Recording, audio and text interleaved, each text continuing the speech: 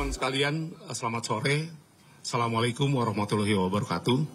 Satu kata yang saya munculkan pada saat melihat itu, ini nekat saya pikir. Nekat ketika mobilisasi kepala desa dalam organisasi APDESI itu kemudian dikumpulkan dan dengan jelas-jelas dengan tujuan untuk mendukung salah satu pasangan capres. Ini nekat pertama.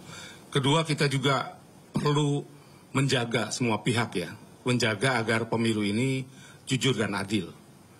Kenapa? Karena pemilu yang jujur adil ini sangat penting. Sehingga di Undang-Undang Nomor 7 Tahun 2017 itu semuanya ada koridor yang boleh dan tidak boleh. Nah, makanya yang kemudian menjadi cukup mengagetkan buat saya adalah ketika sampai saat ini saya belum mendengar ya pendapat Bawaslu ataupun apa yang disampaikan Badan Pengawas Pemilu.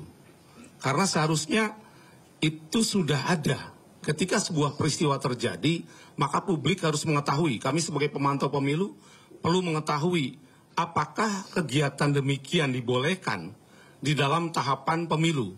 Dan tahapan pemilunya saat ini sedang menuju ke tahapan kampanye. Tahapan kampanye yang akan dilakukan tanggal 28 November mendatang. Dan di dalam PKPU 15 ini disebutnya sebagai tahapan sosialisasi. Nah, kita masih belum tahu ini sebenarnya kegiatan ini kegiatan apa. Apakah masuk kegiatan sosialisasi? Karena di dalam PKPU 15 jelas ini adalah kegiatan sosialisasi. Kedua adalah kampanye, kampanyenya belum.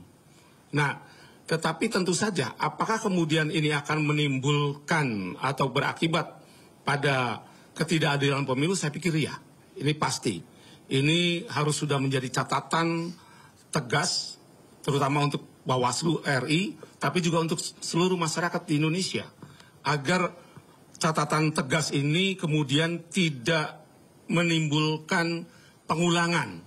Sebenarnya sudah banyak pretek lainnya, tetapi saya pikir kita fokus di situ bahwa ada ribuan, kalau saya di media membaca ribuan kepala desa yang berkumpul dan kemudian membuat pernyataan dukungan. Saya pikir ini sudah masuk pada ruang yang sebenarnya bukan sekedar berkumpul biasa. Dan kalau sosialisasi oleh siapa yang penyelenggaranya dan seterusnya. Bawaslu harus turun tangan dan kemudian dengan tegas menyatakan apakah ini bagian daripada sosialisasi, apakah ini bagian dari kampanye, atau mungkin justru pelanggaran dari Undang-Undang Nomor 7 Tahun 2017, begitu. Oke, baik. Bang Roni, tadi saya sempat menginterview sebentar ketum dari APDESI sendiri dan menyampaikan bahwa ini sebetulnya hanyalah silaturahmi nasional. Namun yang menjadi pertanyaannya saat itu adalah kalau ini memang silaturahmi nasional tahunan, kenapa hanya dilakukan kepada salah satu pasangan calon? Bagaimana Bang Roni kalau melihat hal ini, Bang? Ya. Terima kasih. Ya, terima kasih rekan-rekan media yang sudah hadir pada sore hari ini. Assalamualaikum warahmatullahi wabarakatuh. Salam sejahtera buat kita semuanya, Om Swastiastu, Namo Buddhaya, salam kebajikan. Terkait dengan apa yang terjadi kemarin, kami dari tim pemenangan nasional sangat menyayangkan karena ini terjadi dan sudah dikonsumsi dan diketahui oleh publik secara luas melalui media yang tadi ditanyakan oleh Anggi bahwa sudah ada pemberitaan bahwa ini bukan acara silaturahmi tetapi acara yang disampaikan adalah mereka kampanye. Yang karena kita lihat di dalam beberapa foto yang kami dapatkan ada yang memakai foto baju 02 dan itu terlihat sangat jelas ya. Dan mereka juga menyampaikan ada bentuk deklarasi ya.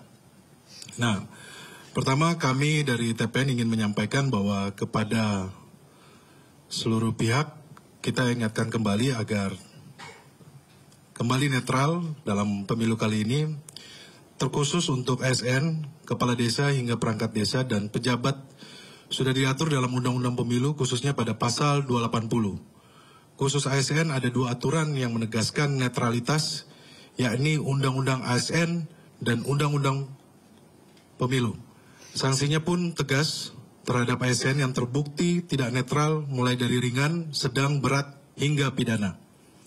Yang kedua, terkait ribuan perangkat desa dan kepala desa yang tergabung dalam Desa Bersatu menggelar acara deklarasi dukungan kepada paslon nomor urut 2, Prabowo Subianto dan Gibran Rakabuming, seharusnya menjadi perhatian dari pengawas pemilu.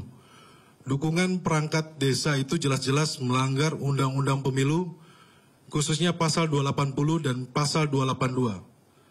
Pengawas pemilu seperti Bawaslu seharusnya tidak perlu menunggu laporan dari masyarakat untuk menyelidiki dugaan pelanggaran tersebut. Harapannya Bawaslu bisa secara tegas dan imparsial dalam melaksanakan tugasnya, jangan hanya tegas kepada pasangan calon tertentu. Yang ketiga, harapan kita pada pemilu tahun ini, demokrasi kita tetap berada di jalur yang benar. Salah satu perwujudan demokrasi itu dalam penggelaran pemilu dan pilpres secara bersamaan sesuai dengan aturan main, luber, dan jurdil. Penyelenggara pemilu harusnya menghapus kekhawatiran sebagian kalangan akan adanya intervensi kekuasaan terhadap pemilu kali ini. Juga perlu menjadi perenungan dan pertimbangan bagi semua orang yang setuju dengan sistem demokrasi. Karena kekhawatiran itu bukan tanpa dasar, tetapi semua peristiwa politik yang terjadi belakangan ini menunjukkan gejala adanya intervensi kekuasaan terhadap penyelenggara pemilu kali ini. Dan kekhawatiran ini sangat relevan karena salah satu kandidat yang akan bertarung dalam pilpres kali ini adalah anak presiden yang sedang berkuasa, dan ini pertama kali sejarah dalam republik ini. Dan ini harus menjadi perhatian kita dan kita harus aware terhadap ini. Ini tanggapan dari saya. Terima kasih. Baik, dari teman-teman media, apakah ada pertanyaan? Ya, silakan Mas. Dari mana? Langsung aja, saya Rian dari Kompas.com. Ini kan terkait dengan mobilisasi aparat desa ya. Ini kan kemarin apakah berkaitan juga dengan pernyataan Mas Hasto yang mengatakan bahwa merasa pihak pendukung Mas Ganjar dan Pak Mahfud ini mendapatkan tekanan gitu. Apakah ini juga bagian dari bentuk tekanan yang disampaikan oleh Mas Hasto, dan apakah dari TPN sendiri sudah melakukan tindak lanjut, misalnya mengadu ke membuat laporan ke Bawaslu atau aparat penegak hukum lainnya, dan kalau sudah apa bukti-bukti yang bisa ditetapkan, dan kalau belum itu kenapa belum? Ya, terima kasih Mas Rian dari Kompas. Kita sedang menginventarisir bukti-bukti yang ada dan kita sudah siapkan juga untuk langkah hukumnya, dan kita akan laporkan juga segera. Hari ini juga kita sudah ada yang laporkan kok dari tim pemenangan nasional. Dilaporinnya ke Bawaslu RI. Ya. Ada yang lain teman-teman? Ya, Jadi sekali lagi terkait dengan tekanan ini kan tidak muncul secara tiba-tiba ya. Kalau kita runut lagi, dulu pernah ada pertandingan voli, kemudian ada oknum ya dari salah satu Kapolsek itu datang untuk meminta supaya tidak terjadi. Kemudian juga pun kalau kita ingat ada Ketua BEM UI Melkisedek ya, itu juga sudah sampaikan. Dan juga pun kalau teman-teman ingat ada kejadian juga di Buton ya, salah satu oknum polisi yang membakar baliho kita. Itu juga pun rangkaian peristiwa. Jadi saya perlu sampaikan bahwa ini tidak hanya peristiwa yang muncul, isu ini hanya muncul sekedar muncul saja, tapi ini berdasarkan rangkaian-rangkaian peristiwa yang sebelumnya sudah ada gitu loh. Dan ini kita harapkan bahwa partisipasi masyarakat untuk terlibat juga terhadap proses demokrasi yang sedang kita jalankan ini. Dan kita pengen sampaikan ini bukan soal pemilu 5 tahunan, ini bukan soal Pak Ganjar, ini bukan soal Pak Mahfud, tetapi ini soal hukum dan demokrasi yang harus kita jaga bersama-sama. Terima kasih. Baik, silakan Mas. Saya Fatan dari JPNN. Kemarin kan udah 2 minggu lalu sudah dibuka posko pengaduan itu. Sampai saat ini sudah berapa sih yang melakukan pengaduan? Itu saya terima kasih. Iya, terima kasih Pak Fatan dari JPNN bahwa sudah banyak yang melakukan pengaduan, sudah kontak juga ke call center kita. Dan di kesempatan ini juga saya mau sampaikan bahwa kita membuat call center yang satu call center ya. Ini akan saya sampaikan juga, jadi bisa disampaikan kepada publik.